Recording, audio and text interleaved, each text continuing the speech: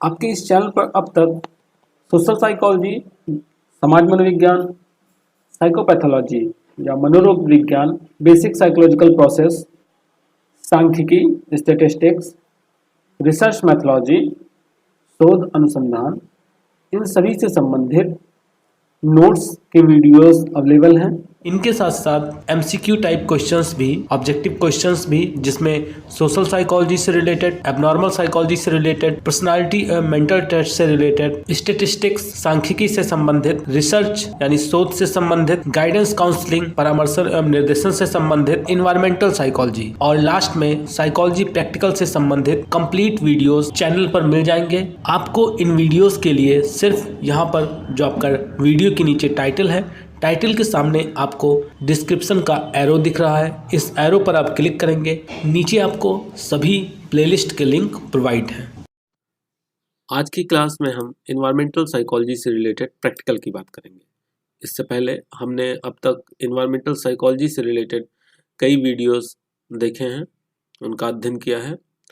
तो पर्यावरण मनोविज्ञान से संबंधित आज हमारा प्रैक्टिकल है, जिसका नाम है EKT, इन्वायरमेंटल नॉलेज टेस्ट, जिसे बनाया गया है डॉक्टर सीमा धवन के द्वारा और इसका प्रकाशन किया गया है NPC आगरा के द्वारा, national psychological corporation Agra.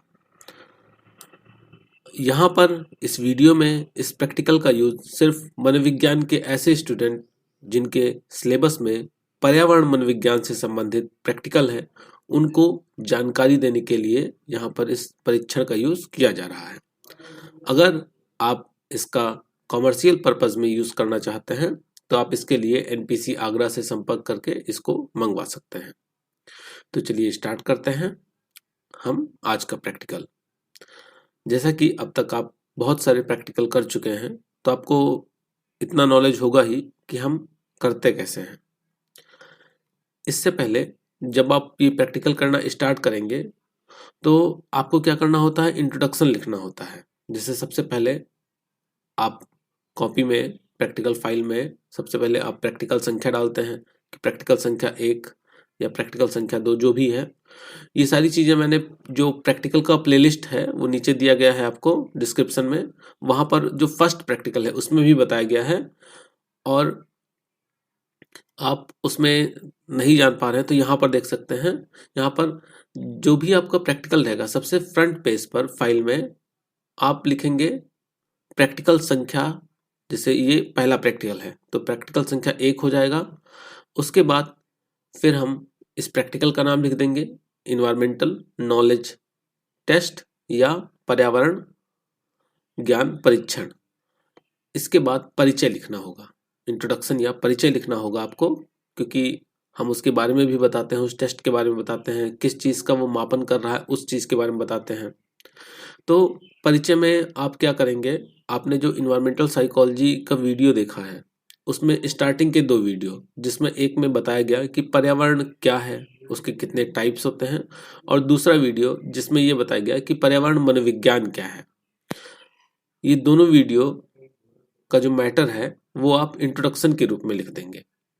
Introduction के रूप में लिखने के बाद फिर आगे आप नेक्स्ट हेडिंग आपकी जो होगी वो होगा परीक्षण संचालन। तो परीक्षण संचालन में क्या करना है उसको जानने से पहले हम इस टेस्ट को देखते हैं, इसको पहले भरते हैं, फिल करते हैं, इसकी स्कोरिंग करते हैं, देन परीक्षण संचालन पर आते हैं। तो इसमें देखें, इसमें आप जिससे भी इस क्वेश्चनर को, इस टेस्ट को फिल करवा रहे हैं उसका डिटेल्स यहाँ पे रहेगा। अगर आप खुद से कर रहे हैं तो आपका नाम, पिता का नाम, आपकी जन्म तिथि, स्त्री हैं पुरुष हैं, शैक्षिक योग्यता, अगर आप व्यवसाय भी करते हैं तो व्यवसाय की योग्यता, किस पद पे हैं, शिक्षा कितना ग्रहण किया आपने, ये सारी चीज़ें यहाँ पर आपको फिल करनी है। इसके बाद यहाँ पर कुछ निर्देश दिए गए हैं, आप उन निर्देशों को पढ़ेंगे। जैसे इसमें बताया गया है कि 80 कथन हैं, आप प्रत्येक कथन को ध्यानपूर्वक पढ़ेंगे और एक एक कथन के सामने 3-3 ऑप्शन है। आपको जो ऑप्शन सही लग रहा है उसे आप टिक करेंगे।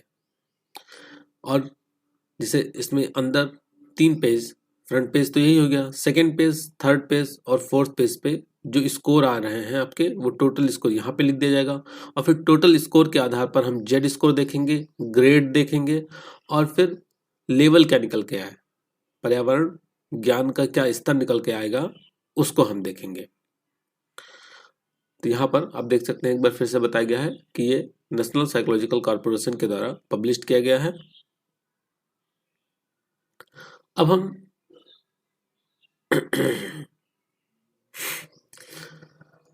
हम एकांशों पर आते हैं, आइटम्स पर आते हैं कि कौन कौन से आइटम्स हैं यहाँ पर। तो जैसा कि अब तक हमने किया है कि हम सभी आइटम्स को यहाँ पर नहीं पढ़ेंगे, क्योंकि अगर हम सभी आइटम्स को पढ़ेंगे तो टाइम बहुत ज़्यादा लग जाएगा, इसलिए हम कोशिश करेंगे कि हर 5वें आइटम को यहाँ पर पढ़ेंगे। तो आप देखें, पहला क्वेश्चन है, पहला एकांश है आपका, वन हमारे खुशहाली के साधन हैं। अगर आपको लगता है कि हाँ, वन आपके खुशहाली के साधन हैं, इनसे आपको खुशहाली मिलती है, तो आप सहमत पे टिक करेंगे। अगर आपको पता ही नहीं है, आप नहीं जान पा रहे हैं कि वन हमारी खुशहाली के साधन है कि नहीं है, तो आप अनिश्चित पे टिक कर देंगे। और अगर आप इस कथन से सहमत नहीं हैं, तो आप असहमत पर टिक कर देंगे। इसी प्रकार मैंने कहा था कि हम हर 5वां क्वेश्चन देखेंगे। तो 5वें क्वेश्चन को देखें तो अधिक भूमि क्षरण का कारण अधिक क्षेत्रफल में वनों का होना है। तो क्या आपको लगता है कि भूमि क्षरण का कारण वनों का अधिक होना है? अगर हाँ लगता है, सहमत है इससे, तो सहमत पर, अनिश्चित है, नहीं पता है आपको, तो अनिश्चित पर, और असहमत है तो असहमत पर। आप अगर क्वेश्चंस को देखना चाहें, आइटम्स को देखना चाहें, तो यहाँ पर कुछ सेकंड के लिए इसको रोका जाएगा, आप देख सकते हैं, पढ़ सकते हैं। जैसे 10वां देखें हम, 10वां आइटम, तो इसमें पूछा गया है कि पर्यावरण में सिर्फ जैविक तत्व पाए जाते हैं। तो आपको लगता है कि पर्यावरण में सिर्फ जैविक तत्व हैं, अजैविक तत्व नहीं है? अगर सहमत है इससे, तो आप सहमत पर टिक करेंगे, पता नहीं है तो आप अनिश्चित पर, और असहमत है तो इस पर टिक कर देंगे।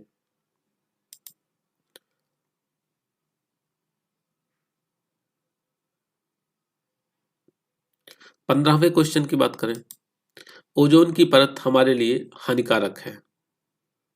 अब आपको लगता है ओजोन आपके लिए हानिकारक है, ये तो सभी जानते होंगे कि हानिकारक है या नहीं है, तो आप सहमत, अनिश्चित, असहमत पर टिक कर देंगे। अगर 20वां क्वेश्चन देखें तो प्रदूषित जल से जल जीवों पर असर नहीं पड़ता है। आप सभी जानते हैं कि अगर जल प्रदूषित होगा तो उससे वहां के जल जीवों पर भी असर पड़ेगा ही। तो ये जाहिर सी बात है, आपको भी पता होगा कि ये असहमत हैं आप इससे, क्योंकि ये कथन गलत है, तो आप असहमत पर टिक कर देंगे। 25वें क्वेश्चन की बात करें, रासायनिक खादों का इस्तेमाल अत्यधिक मात्रा में करना चाहिए। रासायनिक खाद अधिक मात्रा में इस्तेमाल करने से क्या होगा आपको पता है, नुकसान होगा कि फायदा होगा? तो आप अपने एक्सपीरियंस के आधार पर उसको टिक कर देंगे।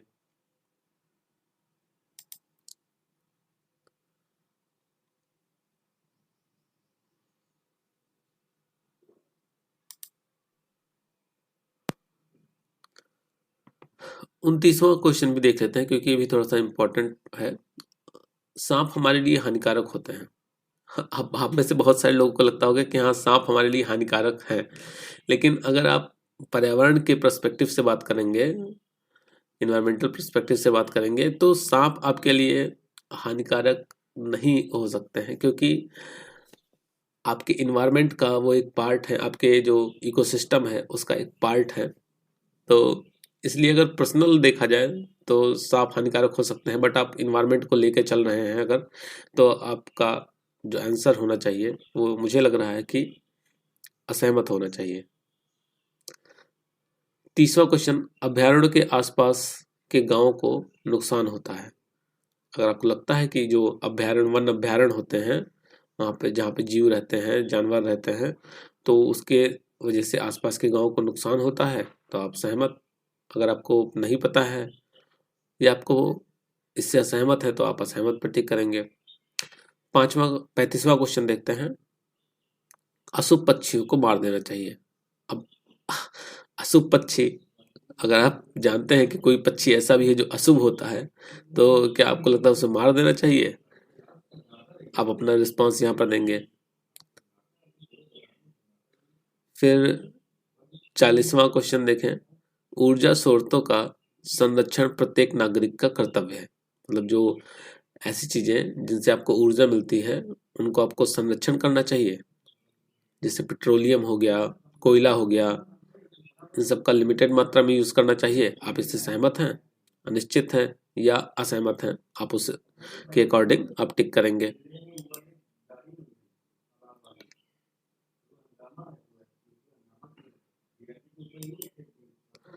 उसके बाद 45वें नंबर क्वेश्चन की बात करें तो कारखानों से निकले प्रदूषित जल का संबंध भूमिगत जल से नहीं है। जो कारखानों से प्रदूषित जल निकलता है, क्या उसका संबंध भूमिगत जल से है या नहीं है?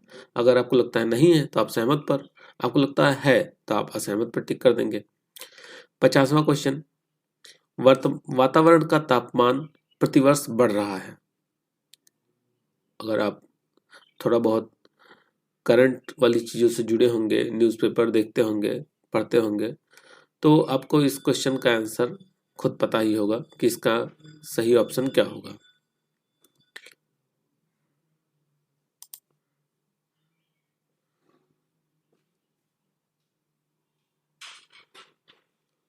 फिर 55वें क्वेश्चन की बात करें, पवन ऊर्जा का प्रयोग प्रदूषण बढ़ाता है।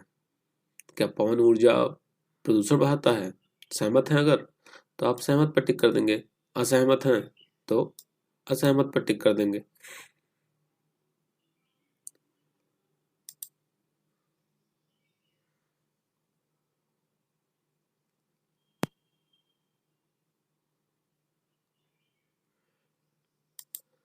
प्रकृति अपना संतुलन स्वयं बनाती है। क्वेश्चन नंबर 60, प्रकृति अपना संतुलन स्वयं बनाती है। आपको लगता है कि प्रकृति खुद अपने आप को संतुलित कर लेती है?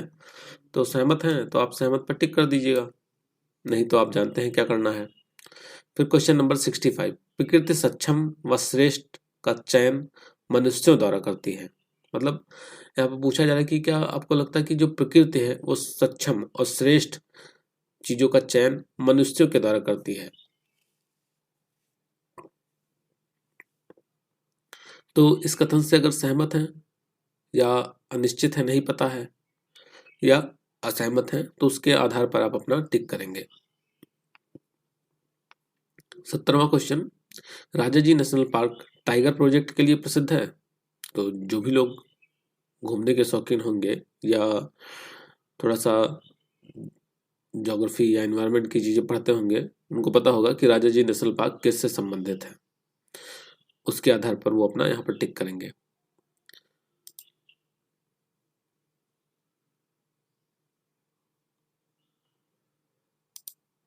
बात करें हम 75वें क्वेश्चन की, पर्यावरण के ज्ञान के लिए लेक्चर विधि सर्वोत्तम है। क्या आपको लगता है कि पर्यावरण के बारे में लोगों को जागरूक करने के लिए सिर्फ लेक्चर दे देना ही काफी है या लेक्चर देना सर्वश्रेष्ठ है? अगर आपको लगता है तो सहमत पर टिक करिएगा, नहीं लगता है तो असहमत पर, और आपको नहीं पता है तो आप अनिश्चित पर टिक कर देंगे। 80 नंबर क्वेश्चन देखते हैं, प्रतिबंधित कीटनाशकों का प्रयोग में नहीं लेना चाहिए। जो प्रतिबंधित कीटनाशक हैं जिनके वजह से पौधों को या जानवरों को नुकसान पहुंचता है, क्या उनको उपयोग में नहीं लेना चाहिए? इस कथन से सहमत होंगे तो आप सहमत पर, असहमत है तो आप असहमत पर, और अनिश्चित है तो आप अनिश्चित पर टिक कर देंगे। अब इसके बाद जब आपने सब मान लीजिए टिक कर दिया, तो बात आती है इसकी स्कोरिंग की कि हम इसकी स्कोरिंग कैसे करेंगे। तो चलिए देखते हैं इसकी स्कोरिंग।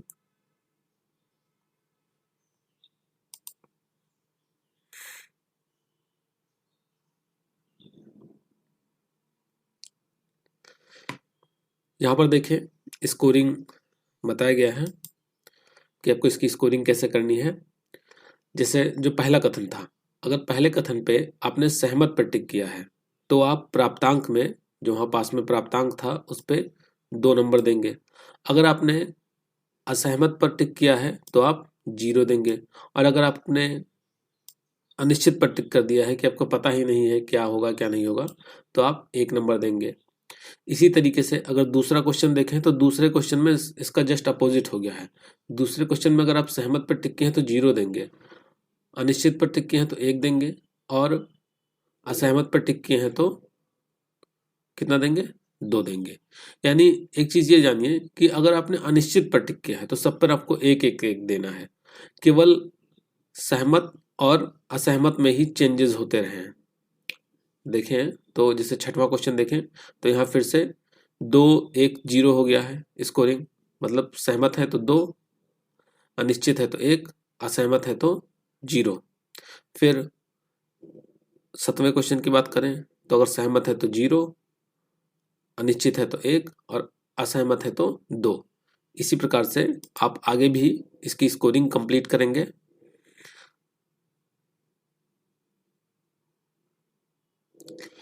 मैं इसको थोड़ा स्लो करके दिखा दे रहा हूं, आप इसको देख लें आराम से।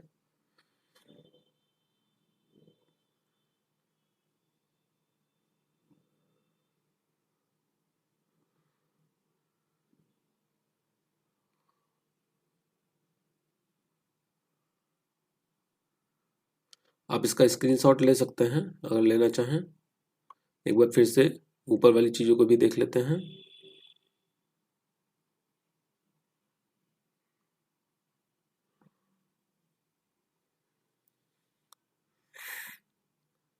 तो स्कोरिंग हो गई, आगे बढ़ते हैं हम।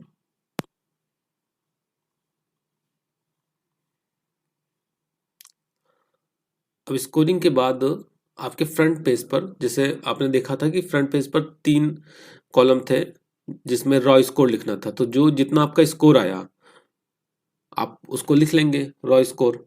अब रॉ स्कोर के आधार पर आपको जेड स्कोर उसमें देखेंगे, आप क्वेश्चन आयर पर ऊपर अभी आपने देखा था, एक बार फिर से देख लीजिए।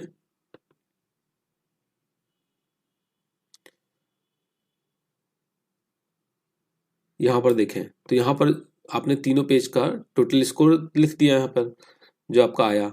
अब जेड स्कोर लिखना है, हमें ग्रेड लिखना है और लेवल लिखना है। तो जेड स्कोर कैसे निकालेंगे उसको देखते हैं।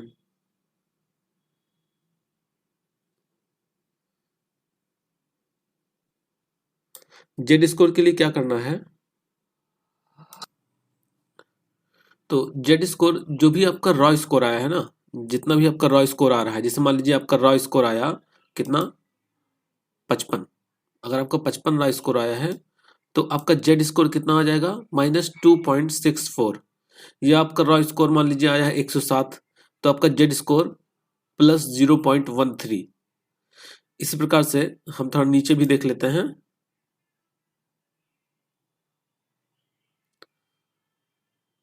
तो अगर आपका जेड स्कोर आ रहा है कितना 143, तो आपका सॉरी रॉ स्कोर अगर 143 आ रहा है तो जेड स्कोर हो जाएगा +2.06। तो इस तरीके से आप अपना जेड स्कोर निकाल लेंगे। अब जेड स्कोर निकालने के बाद फिर क्या करना है आपको,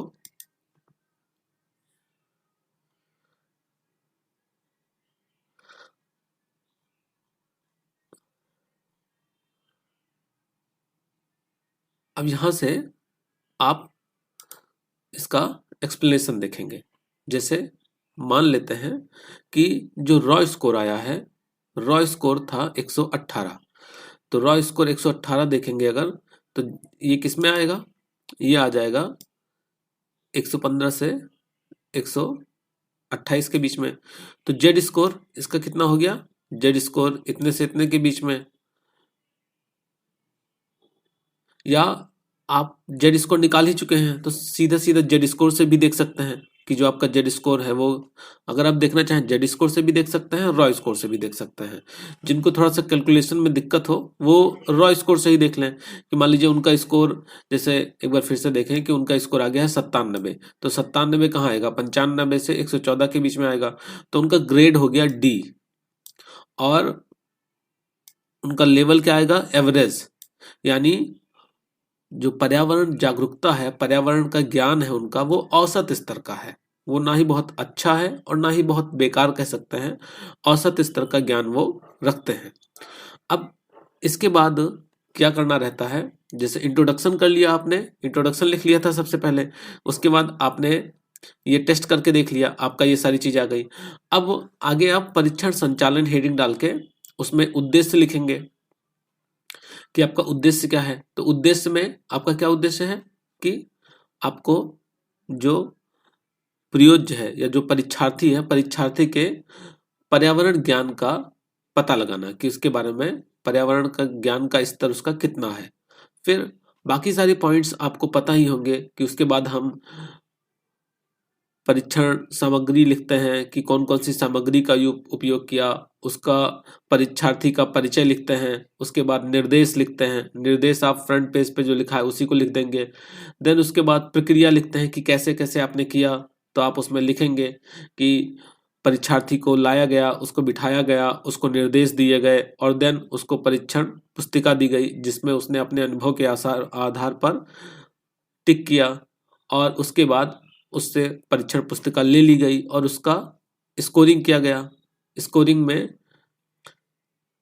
के बाद फिर परिणाम निकल कर आए। फिर नेक्स्ट हेडिंग आपका परिणाम हो जाएगा। परिणाम में आप क्या लिखेंगे कि स्कोरिंग के आधार पर उसका परिणाम जो भी निकल के आया, मान लीजिए 97 निकल गया, तो आप लिखेंगे स्कोरिंग के आधार पर यह पता चला कि परीक्षार्थी का जो प्राप्तांक है वो 97 है, जिसके आधार पर हम यह कह सकते हैं कि परीक्षार्थी का जो जेड स्कोर है, 97 का जेड स्कोर कितना आएगा आप देखें एक बार यहाँ पे।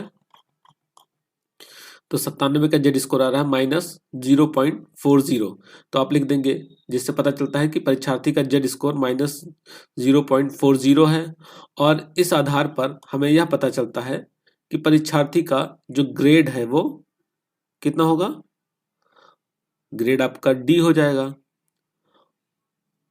इतना लिख देंगे आप। फिर विवेचना में क्या लिखेंगे, विवेचना में लिखेंगे कि नियमावली के आधार पर सारी गणनाएं करने के बाद हम यह कह सकते हैं कि परीक्षार्थी का पर्यावरण के प्रति जो ज्ञान है वो औसत स्तर का है, वो ना बहुत ज्यादा उसके बारे में जागरूक है और ये भी नहीं कह सकते कि उसे कुछ पता नहीं है पर्यावरण के बारे में।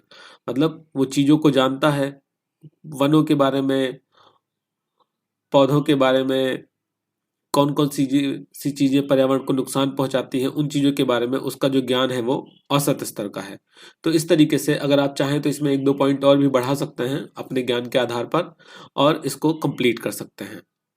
तो आज की वीडियो में हमने इन्वायरमेंटल नॉलेज टेस्ट प्रैक्टिकल को कंप्लीट किया।